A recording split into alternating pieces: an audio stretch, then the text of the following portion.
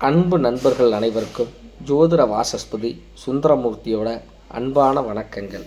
சிம்மராசி சிம்மராசி நேயர்களை பொறுத்த வரைக்கும் தனிக்காட்டு ராஜாவாகவே வாழ்ந்து பழக்கப்பட்டாங்க. ஒரு காட்டில் ஒரு ராஜா தான் இருக்கணுங்கிற கதையில் அவங்களோட வாழ்க்கையில் எதிரிகளே இல்லைங்கிற அளவுக்கு எல்லாரையும் ஜெயிக்கக்கூடிய ஒரு ராசி தான் சிம்ம ராசி. அவங்களுக்கு இது வரைக்கும் 7ஆம் இடத்துல இருந்த சனி பகவான் 8ஆம் இடத்துக்கு போக போகிறாரு. 10ல் இருந்த குரு பகவான் 11ஆம் இடத்துக்கு வரப்போகிறாரு. 8ஆம் இடத்திற்கு இருக்க ராகு பகவான் 7ஆம் இடத்திற்கு வரப்போகிறாரு. 2ஆம் இடத்துல இருக்க கேது பகவான் ராசிக்கு வரப்போகிறாரு. இதுதான் முக்கியமான வருட கிரகங்களோட பெயர்ச்சி சிம்ம ராசிக்கு எப்படி இருக்குது. இந்த 3 அமைப்புகளை வச்சு நம்ம இப்போ இந்த ஆண்டோட பலன்களை பார்க்க போகிறோம். இந்த ஆண்டு பிறக்கிறதே சிம்ம ராசிக்கு 5ஆம் இடத்துல இருக்க தனுசு ராசியில் சூரியனும் சந்திரனும் சேர்ந்திருக்கும் பொழுது இந்த ராசி பிறக்குது. அப்படி பிறக்கிற காரணத்தினால இந்த ஆண்டு உங்களுக்கு ஒரு புது கௌரவத்தை கொண்டு வந்து சரப்போகுது அப்படின்னு சொன்னால் அது தவறே கிடையாது. ஆனால் உங்கள் ராசிக்கு மிகவும் பாதகத்தை செய்யக்கூடிய ஒரு கிரகமான சனி பகவான். ஏன்னா சிம்ம ராசிங்கிறது சூரியனோட வீடு. சூரியன் முழு ஒளி கிரகம். அதற்கு நேர் எதிரான கிரகம் சனி, இருள் கிரகம். 7ஆம் இடத்துல இருந்ததுனால உங்கள் வாழ்க்கையில் இது வரைக்கும் கண்டக சனியாக இருந்துக்கிட்டு ரொம்ப தொல்லை கொடுத்துக்கிட்டு இருந்தார். மனசு பாதிப்பு, பொருளாதாரம் பாதிப்பு. ஒரு இடத்துக்கு போகும்போது நம்மளை முன்னிலைப்படுத்துவாங்கன்னு நினைக்கும் பொழுது நம்மளை விட்டுட்டு எல்லாருக்கும் இம்பார்ட்டன்ஸ் கொடுப்பாங்க. ஒரு வேதனையாக இருக்கும். ஒரு ஆஃபீஸில் இருக்கவங்க பொறுப்பில் உள்ளவங்களுக்கு அவங்கள புறக்கணிக்கிற மாதிரி முடிவுலாம் நடந்துக்கிட்டு இருந்திருக்கும். இதெல்லாம் நம்ம அனுபவித்து பார்க்கும்பொழுது அந்த கண்டகச்சனி எவ்வளவு பாதிப்பை தந்திருக்கும் அப்படின்னு சொல்லிட்டு நினச்சிருப்பீங்க.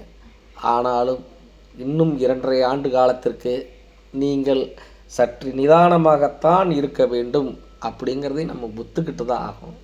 ஏன்னா கண்டகச்சனியிலேருந்து போய் அஷ்டமத்து சனியாக மாறுறாரு. அஷ்டமத்து சனி ஆயுள் பங்கத்தை ஏற்படுத்தாது.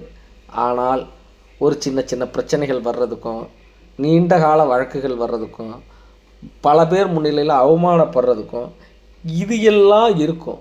இருந்தாலும் ஆறுதலாக ராசிக்கு 3ஆம் இடத்தை 8ஆம் இடத்துலேருந்து அவர் பார்க்க போகிறாரு.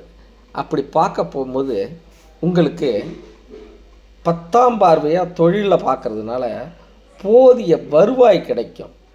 ராசிக்கு 7ஆம் பார்வையாக ராசியோட 2ஆம் இடத்தை பார்க்குறதுனால ஒரு குடும்பத்தில் ஒரு பண நெருக்கடி ஏற்படும்.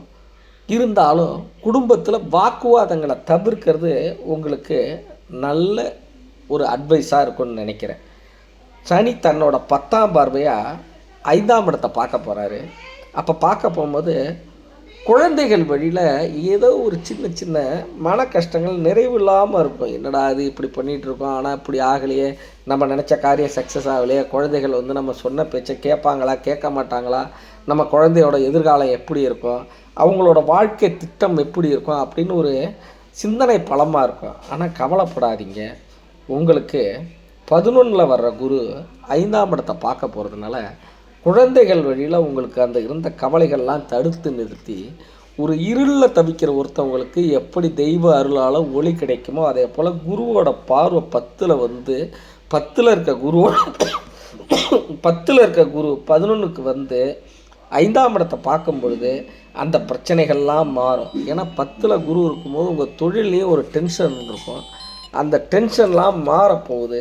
உங்களுக்கு உதவி செய்கிறதுக்கு நிறைய பேர் முன்பு வருவாங்க. பணத்தால் இந்த காரியம் நின்று போச்சே அப்படின்னு நினச்ச காரியம்லாம் விரைவாக நடந்து முடிக்க போகுது. நீங்கள் நீண்ட நாளாக மனசில் போட்டு வச்சுருந்த திட்டம், ஆசை இது எல்லாமே நிறைவேறப் போகுது. ஏன்னா சனி சரியில்லை. சனியோட சாரம் இப்போ உங்கள் ராசிக்கு சரியில்லைன்னா குருவோட பார்வை, குருவோட சஞ்சாரம் மே மாதம் 14ஆம் தேதியிலேருந்து உங்கள் ஜாதகத்துக்கு அற்புதமாக இருக்குது. இதனால் சனிக்கு பாதிப்பை குரு நிவர்த்தி பண்ண போகிறாரு. குரு 11க்கு 5ஆம் பார்வையாக உங்கள் ராசிக்கு 3ஆம் இடத்தை பார்வை செய்ய போகிறதுனால புது முயற்சியில் வெற்றி கிடைக்கும். சகோதர உறவுகள்லாம் மேம்படும். தொழில் முயற்சி, புதிய ஒப்பந்தங்கள் லாபகரமாக இருக்கும். 5ஆம் இடத்தை பார்வையிட போகிறதுனால மன ரீதியான கஷ்டங்கள் தீரப்போகுது. 9ஆம் பார்வையாக 7ஆம் இடத்தை பார்வை பார்க்கறதுனால கணவன் மனைவிக்கு இடையே இது வரைக்கும் இருந்துக்கிட்டு வந்த பிரச்சனைகள்லாம் தீரும். உங்கள் கஷ்டங்கள்லாம் தீரப்போகுது. 7ஆம் இடத்துல ராகு வரப்போகிறதுனால கொஞ்சம் வாக்குவாதத்தில் ஈடுபடாதீங்க. குடும்பத்தில் விட்டு கொடுத்து போங்க. ஜென்மத்தில் வர்ற கேது ஒரு விதமான நெருக்கடியும் மன நிம்மதி இல்லாத இடத்தையும் தரும். ஒரு ஹைப்பர் டென்ஷன் வர்றதுக்கு வாய்ப்பு இருக்குது.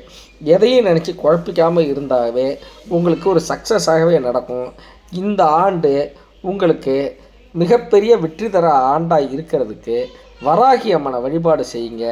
நல்ல விதமாக நடக்கும். நம்ம சேனலை சப்ஸ்கிரைப் பண்ணாதவங்க சப்ஸ்கிரைப் பண்ணிங்க. நன்றி, வணக்கம்.